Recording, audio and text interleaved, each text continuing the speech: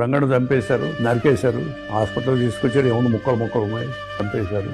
4-5 గంటలు నాతో ముందు మాట్లాడిన వ్యక్తి అది చేసింది ఎవరంటే నాకు తెలుసు. వీళ్ళంతా కలిసి వర్గపోరేనా అది? వాళ్ళ మధ్య ఆధిపత్య పోరే, ఆధిపత్యం, వర్గపోరు. దీనికి రామారావు చెప్పే చేశారు. రామారావు గారు తెలుసు, రామారావు నోస్, చంద్రబాబు ప్రోత్సాహం పరిస్థితి.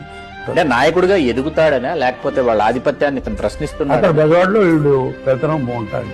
మా నాన్నగారు మా మదర్తో చెప్తున్నారు ఏంటంటే, బయట పరిస్థితులు చాలా ఘోరంగా ఉన్నాయి, పూర్తిగా ప్రభుత్వం అధికార దుర్వినియోగంతో ఏదో ఒక విధంగా ఆయనని చంపేసేయాలి. ఎందుకంటే ఇక రేపు ఒక మహానాయకుడిగా రోజు రోజుకి అతని పేరు ప్రఖ్యాతులు పెరిగిపోతాయి.